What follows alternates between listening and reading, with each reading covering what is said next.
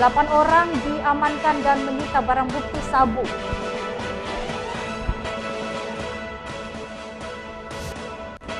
Jelang Ramadan, harga sejumlah kebutuhan pokok merangkak.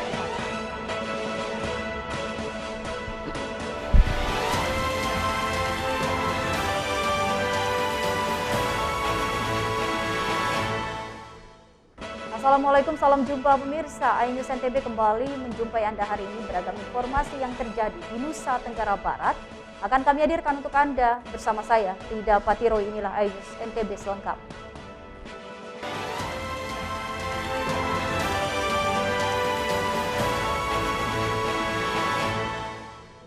Pemirsa, mengawali perjumpaan kita hari ini, modus mancing belut di pinggir persawahan Karangbagu, Cakranegara diungkap tim Opsnal Ditres Narkoba Polresta Mataram. 8 orang diamankan dan menyita barang bukti sabu seberat 3,7 gram. Tim Opsnal Satres Narkoba Polresta Mataram bergerak cepat mendatangi TKP peredaran gelap narkotika jenis sabu di wilayah Karangbagu, Cakranegara, Kota Mataram. Dari 3 TKP yang disasar, yakni pintu air, 2M, dan gang kuburan.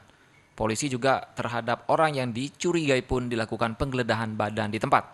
Namun, petugas sempat tidak menemukan barang yang dicari.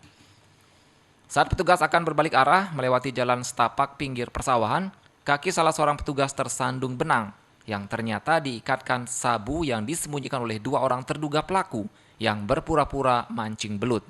Perannya masing-masing, saudara SH maupun MR, ini jelas. Yang bersangkutan kami dapati barang bukti bruto sekira 3,7 gram dan uang 25.000 dari hasil penjualan. Nah, ini bisa dilihat. Modusnya sangat unik. Jadi modusnya unik, berpura-pura mancing belut. Nah, alhasil setelah kami geledah di badan yang bersangkutan, saudara SH maupun MR, tidak kami dapatin barang bukti berupa narkotika. Di saat kami mau balik kanan atau mencari TKP lain, salah satu anggota ada tersandung tali atau benang plastik dari BB yang sengaja disembunyikan oleh terduga. Dari penangkapan 2 terduga pelaku modus mancing belut, polisi mengembangkan kasus ini dan mengarah ke 6 terduga pelaku lainnya. Dan polisi pun kembali mendatangi TKP dan mengamankan terduga pelaku lainnya. Total jumlah terduga pelaku pengedar sabu yang diamankan berjumlah 8 orang dengan barang bukti sabu seberat 3,7 gram. Polisi sudah menahan para terduga pelaku di rumah tahanan Polresta Mataram untuk kepentingan penyidikan lebih lanjut. Para pelaku dijerat Undang-Undang Anti Narkotika dengan ancaman paling singkat kurungan 5 tahun penjara. Dari Mataram, Hari Kasidi, iNews memberitakan. Beralih ke informasi lain, berkat rekaman CCTV pelaku pencurian sepeda motor yang kerap beraksi di tempat ibadah ditangkap tim Puma Satreskrim Polresta Mataram. Inilah rekaman CCTV atau kamera pengawas yang terpasang di salah satu TKP rumah ibadah yang memperlihatkan detik-detik aksi pencurian sepeda motor yang dilakukan oleh tersangka pelaku yang merupakan residivis kasus pencurian sepeda motor. Petualangan tersangka pelaku Heru Budiawan alias Heru, 34 tahun warga Taman Sari, Kecamatan Ampenan, Kota Mataram ini pun harus berakhir. Tim Puma Satreskrim Polresta Mataram yang mengenali ciri tersangka pelaku melakukan pencurian dan menemukan tersangka pelaku dan langsung diringkus dan dibawa ke Mako Polresta Mataram. Saat diintegrasi, pelaku menyebutkan telah melakukan aksinya di sebanyak 6 TKP. Dengan modus berpura-pura ikut melaksanakan sholat maghrib berjamaah di masjid dan membawa kabur motor yang dalam keadaan kunci kontaknya tertinggal atau lupa dicabut pemiliknya. Baik rekan sekalian, jadi pada siang hari ini kami merilis terkait ungkap kasus curanmor yang kebetulan juga modus yang sangat spesial menjelang Lebaran, di mana terduga HB ini merupakan seorang residivis yang pada tahun 2016 juga diamankan oleh kepolisian Polsek Mataram kalau nggak salah, Polsek Mataram perkara curanmor dengan modus juga yang sama. Jadi perbuatan pidana yang dilakukan oleh HB itu adalah mengambil motor yang kebetulan terparkir di masjid yang mana motor tersebut terparkir dalam keadaan kunci ketinggal. Sehingga pelaku membawa motor tersebut, langsung melarikan motor tersebut dan langsung menjual kepada pihak ketiga ataupun penadah. Modus yang dilakukan oleh pelaku HD ini adalah jalan kaki ataupun naik angkot ke suatu tempat yang dominasi ada di Lombok Tengah. Kenapa di Lombok Tengah? Karena keterangan HB menyatakan di Lombok Tengah banyak, mungkin di kampung-kampung banyak yang lalai sehingga motor kunci ketinggal di motor, sehingga hal itulah yang dimanfaatkan oleh pelaku untuk mengambil motor. Kasat Reskrim Polresta Mataram menambahkan kasus pencurian sepeda motor yang dilakukan oleh Heru Budiawan alias Heru, tersangka pelaku yang merupakan residivis kasus pencurian sepeda motor, terjadi di wilayah hukum Polresta Kota Mataram dengan Polres Lombok Tengah. Namun disebutkan paling banyak dilakukan di wilayah hukum Polres Lombok Tengah. Polresta Mataram berencana melimpahkan penanganan kasus ini ke Polres Lombok Tengah. Dari Mataram, Hari Kasidi, iNews memberitakan. Pemirsa, Kejaksaan Tinggi Nusa Tenggara Barat melakukan upaya kasasi terkait amar putusan Majelis Hakim Pengadilan Tinggi Mataram yang membebaskan terdakwa Arianto Prametu dari segala tuntutan hukum yang divonis bebas oleh Pengadilan Tinggi Mataram dalam kasus korupsi pengadaan jagung hibrida senilai 27 miliar. Kejaksaan Tinggi NTB menghargai putusan Pengadilan Tinggi Mataram yang membebaskan terdakwa Arianto Prametu dari segala tuntutan hukum yang divonis bebas dalam kasus korupsi pengadaan jagung hibrida senilai 27 miliar rupiah.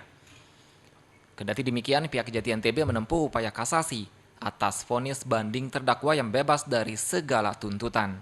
Sebelumnya, Majelis Hakim Pengadilan Negeri Tipikor Mataram telah menghukum terdakwa Arianto Prametu dengan vonis 8 tahun dengan denda 400 juta subsidiar 3 bulan kurungan penjara. Namun, upaya banding terdakwa di Pengadilan Tinggi justru memutuskan bebas dari segala tuntutan. Kita menghormati putusan pengadilan. Namun, kita juga akan melakukan upaya hukum kasasi sesuai dengan SOP bahwa setiap putusan yang tidak sesuai dengan tuntutan jaksa, apalagi itu terkait dengan putusan lepas, ya, tentunya kita akan melakukan kasasi.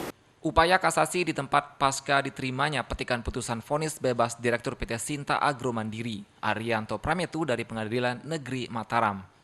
Sedangkan khusus untuk 3 terdakwa lain yang juga terlibat dalam kasus korupsi pengadaan benih jagung pada tahun 2017, seperti mantan Kadis Tambun NTB Husnul Fauzi, Ida Wayan Wikanaya, dan Ikhwanul Hubi, justru menerima vonis hakim banding jauh di bawah tuntunan jaksa dan putusan Pengadilan Negeri Tipikor Mataram. Dari Mataram, Hari Kasidi, iNews memberitakan.